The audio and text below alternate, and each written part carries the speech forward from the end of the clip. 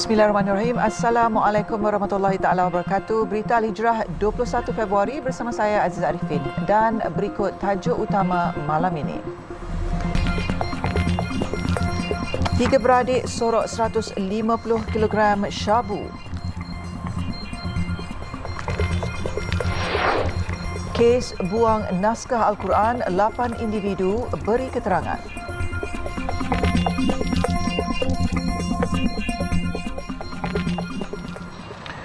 Helah, tiga beradik menyembunyikan 150 kg syabu bernilai 5.4 juta ringgit di sebalik perabot terpakai dalam sebuah lori gagal mengaburi mata pihak polis. Tiga beradik berusia 24 hingga 45 tahun itu ditahan sepasukan pegawai dan anggota polis di dua lokasi berasingan di Kampung Tengah dan Kampung Kenor di Kuala Krai pagi semalam. Ketua Polis Kelantan Datuk Muhammad Zaki Harun berkata kesemua suspek ditahan 7.50 minit pagi semalam ketika dalam perjalanan membawa bekalan terlarang itu dari sempadan Kelantan, Thailand ke Lembah Kelang. Tangkapan dilakukan selepas pihak polis menyedari sebuah lori yang membawa muatan perabot terpakai dan sebuah kereta Honda City dalam keadaan mencurigakan di Ketereh, Kota Baru sebelum mengekori dan membuat tangkapan serentak di Kuala Krai. Hasil pemeriksaan mendapati kereta Honda City dipandu seorang lelaki dipercayai berperanan untuk memantau lokasi atau tonto manakala lori tersebut membawa syabu yang disembunyikan di sebalik perabot-perabot terpakai. Jadi lori ini seolah-olah digunakan untuk membawa perabot. Tetapi dalam pemeriksaan kita buat, kita telah berjaya menemukan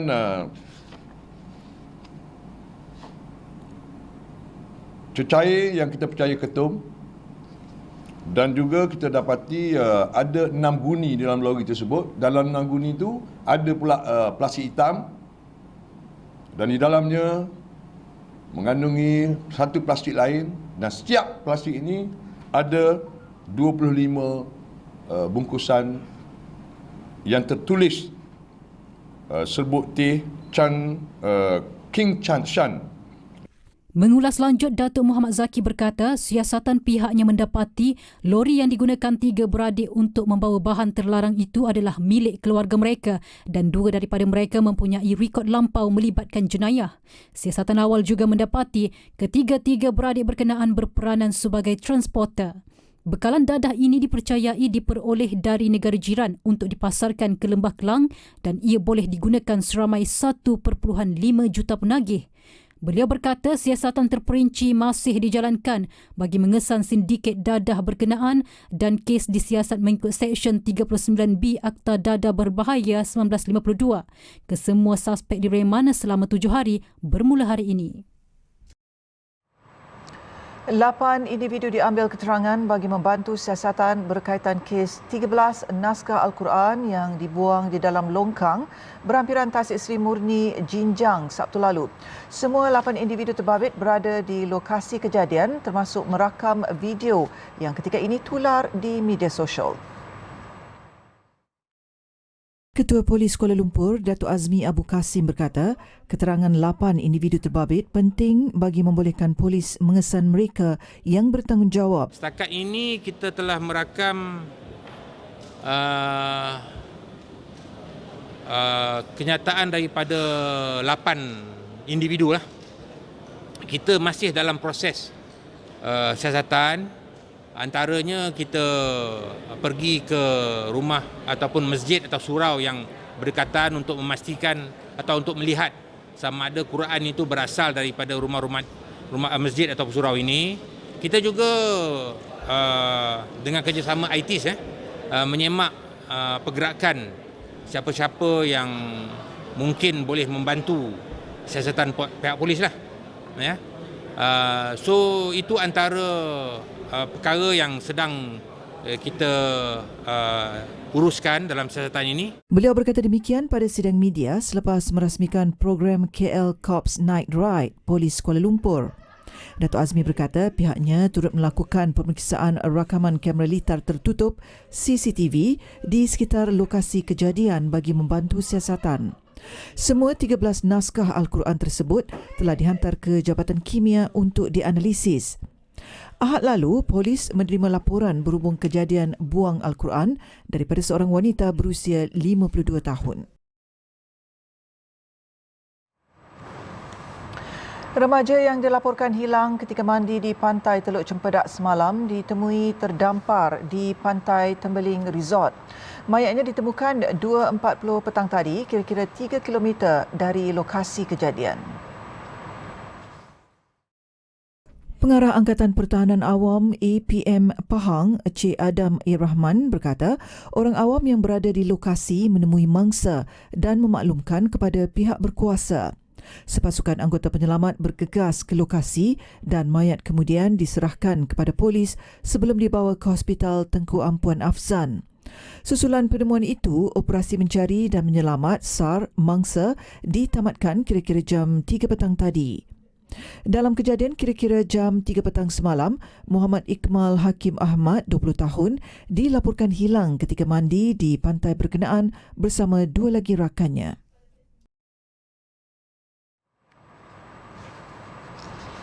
Kerajaan Pahang memerlukan 400 juta ringgit daripada Kerajaan Persekutuan untuk membaiki pulih dan menyelenggara 3,000 km jalan persekutuan di negeri itu. Exco Kerja Raya Pengangkutan dan Kesihatan Pahang, Datuk Muhammad Fakhruddin Muhammad Arif berkata, jumlah berkenaan diperlukan bagi memulakan kerja-kerja seperti penerapan, membuat lapisan atau jalan baharu. Namun menurut Datuk Muhammad Fakhruddin, permohonan peruntukan itu akan dibentang pada 24 Februari ini sebelum keputusan akan diperoleh pada pembentangan belanjawan 2023. Kita telah mohon lebih daripada 400 juta untuk tahun ini yang diperlukan untuk menyelenggara jalan di seluruh negeri Pahang ni. Dan pihak kerajaan juga berharap supaya peruntukan yang 400 juta ini dapatlah kita dapat sepenuhnya supaya kita dapat menyelenggara jalan dengan lebih baik. Beliau berkata demikian dalam sidang media selepas sesi taklimat bersama Jabatan Kerja Raya JKR bertempat di Kompleks Tun Razak Kuantan. Datuk Muhammad Fakhruddin menjelaskan Kerajaan Pahang memandang serius tentang perkara-perkara yang sedang giat diperkatakan di laman sosial, terutama berkaitan masalah kualiti jalan yang dihadapi masyarakat.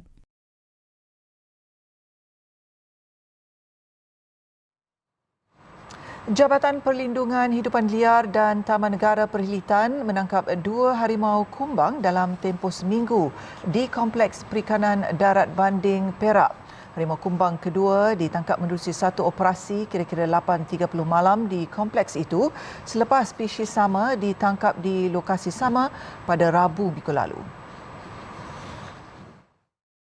Kedua-dua haiwan terbabit sudah selamat dilepaskan ke habitat yang sesuai dengan bantuan kaki tangan daripada Pusat Menyelamat Hidupan Liar Kebangsaan NWRC. Tangkapan harimau kumbang pertama yang dijalankan pada Rabu lalu adalah susulan dari operasi tangkapan spesies sama oleh Perhilitan pada 11 Januari lalu juga di lokasi sama.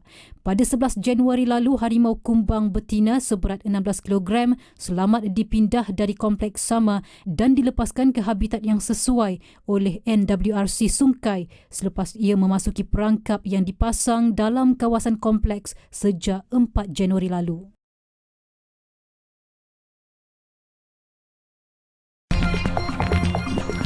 Tukang kasut ikat perut demi anak.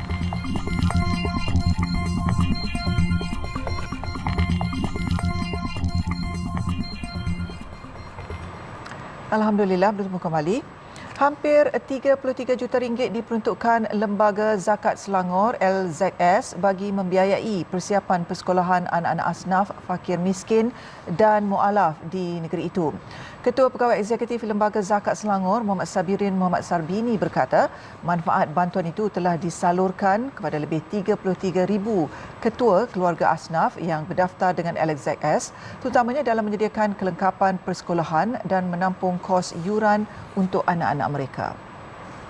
Pada tahun ini sejumlah ringgit Malaysia 33 juta telah diperuntukkan kepada pelajar-pelajar di negeri Selangor dan manfaat ini telah disalurkan kepada 33,000 ketua keluarga ataupun kita boleh pecahkan kepada 67,000 pelajar-pelajar di seluruh negeri Selangor. Menurutnya lagi, kelengkapan persekolahan ini meliputi pakaian seragam, peralatan seperti beg, alat tulis dan sebagainya yang boleh ditebus hanya dengan menggunakan MyCard di beberapa rangkaian pasaraya dan kedai pakaian dan peralatan persekolahan terpilih yang bekerjasama dengan LZS. Pemberian bantuan ini disalurkan melalui 3 kaedah bayaran iaitu kredit ke akaun bank ketua keluarga, baucer tunai V-Cash di mana-mana cawangan bank Islam atau secara tunai bagi kes-kes tertentu.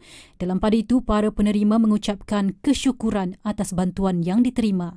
Alhamdulillah, syukur pada Hadirat Ilahi kerana pada hari ini kami diraikan dengan sangat baik oleh Lembaga Zakat Selangor, yang mana anak-anak kami seramai 6 orang telah diberikan bantuan oleh Lembaga Zakat Selangor berupa pakaian dan juga bantuan untuk yuran. Saya nak satu hari nanti mereka ni adalah golongan-golongan yang akan menerapkan ciri-ciri betapa pentingnya bayar zakat.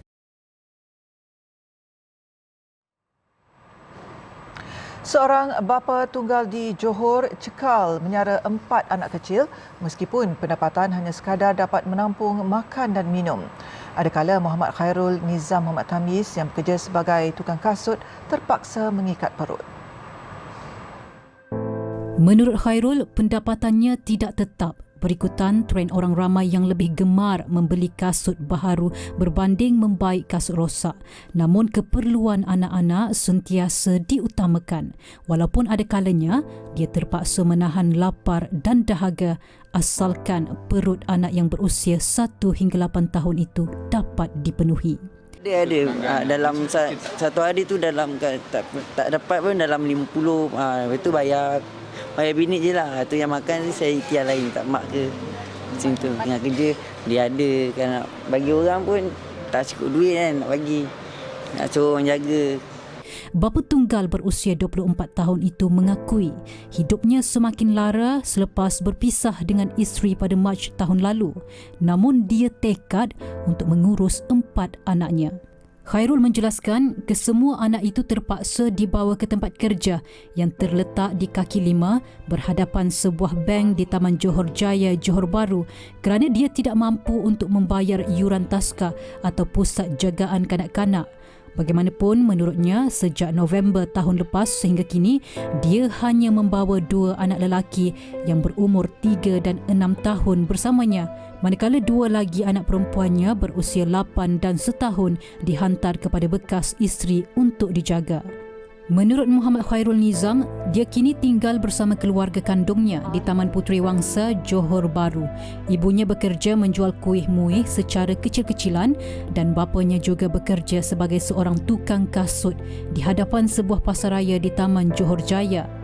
Nasib bapa 4 anak itu mendapat perhatian Pengurus Besar Econsave Mas Imran Adam yang menyumbangkan pelbagai barangan keperluan asas termasuk susu dan peralatan sekolah bernilai RM1,000.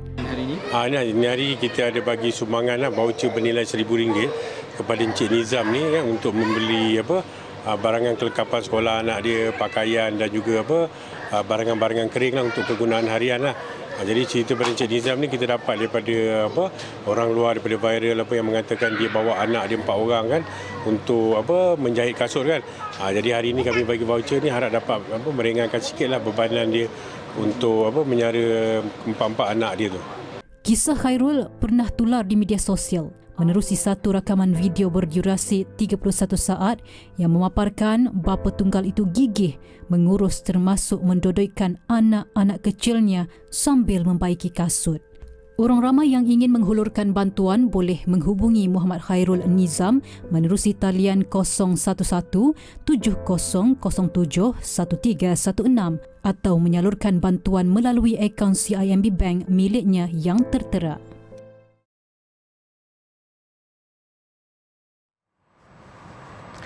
Syor supaya golongan belia diberikan perlindungan insurans atau takaful mampu milik atau insurans rahmah mendapat reaksi pelbagai pihak. Mereka berpandangan langkah itu sangat baik sekiranya dapat dilaksana sebagai bentuk perlindungan diri selain mendapatkan servis kesihatan pada tahap baik. Ia kerana bagi kelompok kurang berkemampuan, kerisauan mereka bertambah apabila wang untuk perbelanjaan harian pun sekadar mencukupi. Ini kan pula memperuntukkan sebahagian wang untuk membayar takaful dan polisi insurans. Bagi saya, insurans Rahmah ni sebenarnya satu yang benda yang bagus lah, sebab tak semua orang ada insurans, dan yang kali ni mungkin dengan harga yang lebih rendah, so ramai orang dapat protect nyawa diorang dan dapat lagi benefit yang bagus daripada kerajaan. Saya setuju. Sebab apa? Bila kita yang pengeluaran pendapatan rendah ni tak penting insurans ni pada diorang, pasal dia untuk survive je, dia untuk survival. So kalau ada insurans yang boleh membantu ringan untuk diorang bayar bulan-bulan, alhamdulillah. Itu yang memang kita nanti-nantikan. Macam budak-budak rider ni semua, diorang kerja risiko tinggi tapi insurans tak ada. Jadi apa-apa pada dia orang, anak bini, dah siapa nak tanggung? Sok-sok, EPF pun makan masa, nak waris, nak collect memang susah kan. So kalau betul ada insurans Rahmah ni, teruskan. Bagus untuk saya. So tidak-tidaknya kita adalah pendinding yang cakap kalau jadi apa-apa pada diri sendiri, hilang kerja ke apa kan. Adalah insurans selain sok-sok. Sementara itu, Perunding Kewangan Infak Konsultansi Sdn Bhd Afian Madrawi berkata, dengan adanya konsep takaful rahmah, ia mungkin boleh melindungi satu keluarga sekaligus dengan caruman yang rendah, dalam masa sama dapat menimbulkan kesedaran rakyat Malaysia terhadap pelindungan insurans yang semakin tinggi berbanding sedia ada. Dari sudut objektifnya, sebaiknya, sebab sebelum ni kita dah ada MySalam kan, yang memang sasarannya ialah pada B40. Jadi kalau boleh, kalau nak keluarkan untuk yang pendekatan yang baru ini, kalau boleh dia tidak didanda lah dengan MySalam, supaya rakyat ada alternatif, ataupun kalau nak buat yang sama pun mungkin dengan harga yang, dengan produk yang lebih kompetitif, supaya ada option sama ada nak ambil MySalam ke, nak ambil takaful rahmah dan sebagainya. Baik. Dan yang ketiga, mungkin saya boleh cadangkan kepada government, pada kerajaan Madani sekarang ni, untuk wujudkan konsep takaful rahmah ni untuk produk medical card. Kan? Sebab sekarang ni kalau kita tengok, harga medical card memang mahal. Beliau dalam pada itu berharap agar agenda konsep rahmah dalam sektor insurans takaful dan juga perbankan ini benar-benar mahu membantu rakyat dan bukannya sekadar gimik politik semata-mata. Apatah lagi untuk mengkayakan syarikat insurans. Afian Madrawi berkata takaful adalah plan B. Plan B adalah untuk perkara yang tidak mahu berlaku, tetapi jika berlaku, maka sudah ada persediaan awal untuk menghadapinya.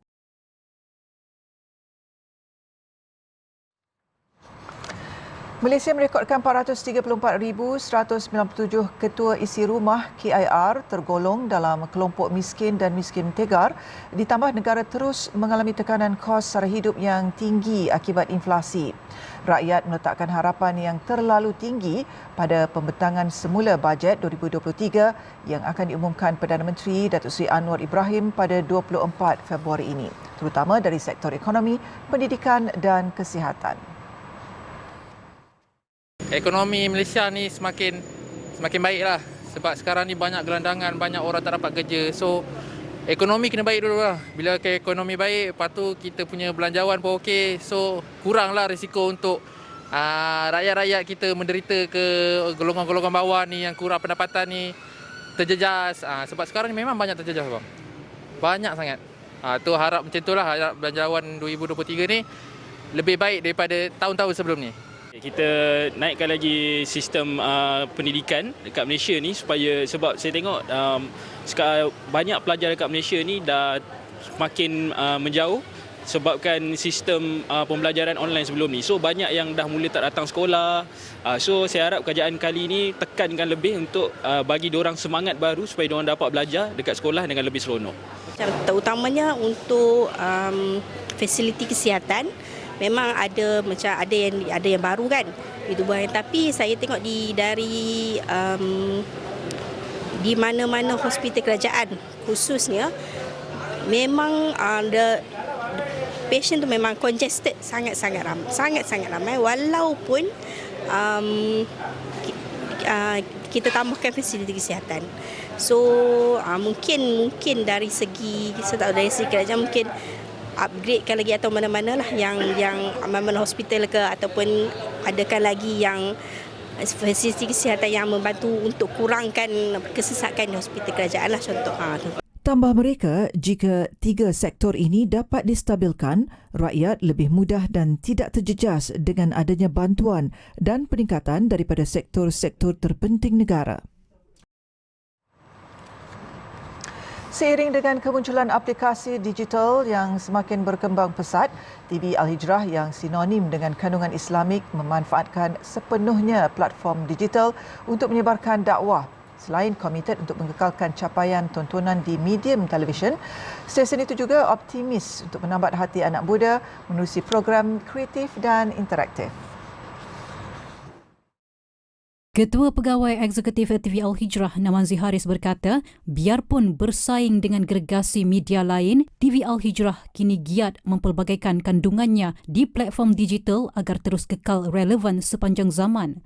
TV Hijrah perlu menjadi satu saluran spiritual yang kreatif, yang menepati cita rasa semasa, yang bercakap pada anak-anak muda. Kan, sebab anak-anak muda ni adalah masa depan kita, so kita perlu lihat platform-platform seperti TikTok. Bagaimana kita boleh meletakkan juga satu kandungan dakwah yang boleh kita hasilkan kepada mereka. Cuma bagaimana kaedah dakwah tu. So kita akan fokus kepada konsep dakwah kontemporari yang mana dia lebih bersifat menyeluruh, dekat dengan hati anak muda kita supaya agar mereka kekal dengan kita dan kita berjaya mendapatkan audience dan eyeballs mereka lah. Beliau ditemui selepas menghadiri sesi town hall bersama kaki tangan TV Al-Hijrah petang tadi. Sesi itu bertujuan untuk berkongsi pencapaian serta prestasi TV Al-Hijrah sepanjang setahun. Untuk rekod, TV Al-Hijrah telah berjaya merangkul 7 anugerah, bukan sahaja di Malaysia, malah di negara jiran Indonesia. Anugerah tersebut termasuklah Best in Public Service Announcements for Television, MC Star Ratings Award 2021 dan Anugerah Sri Angkasa 2022 menerusi 3 program. Penduduk rela tidur di dalam kemah kesejukan.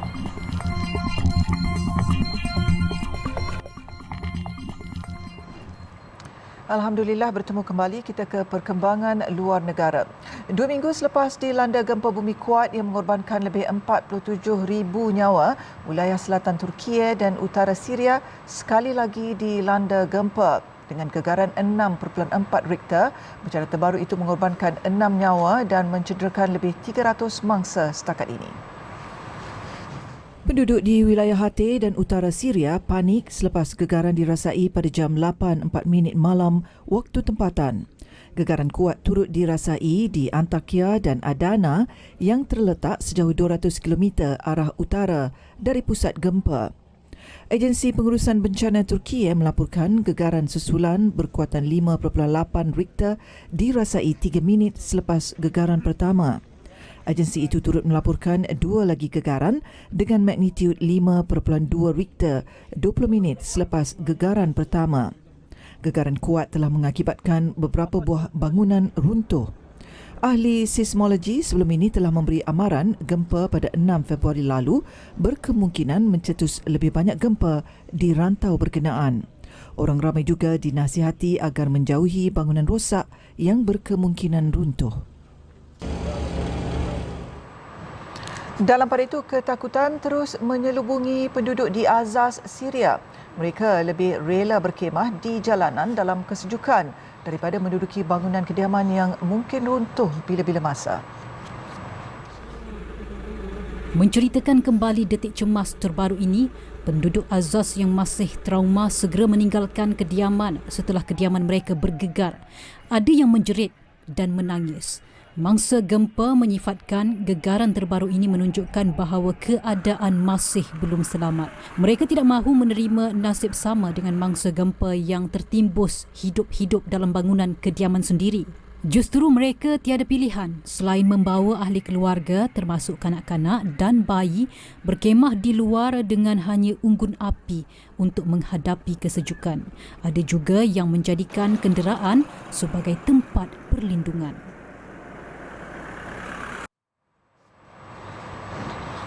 Sekian untuk malam ini. Ikuti kami di pelbagai platform media sosial seperti Facebook, Twitter, YouTube, Instagram dan TikTok. Juga layari alhijrahnews.com untuk laporan berita dalam dan luar negara serta artikel eksklusif. Saya Aziz Arifin, satukan ummah dengan ilmu bagi memperkasa Malaysia Madani. Assalamualaikum dan selamat malam.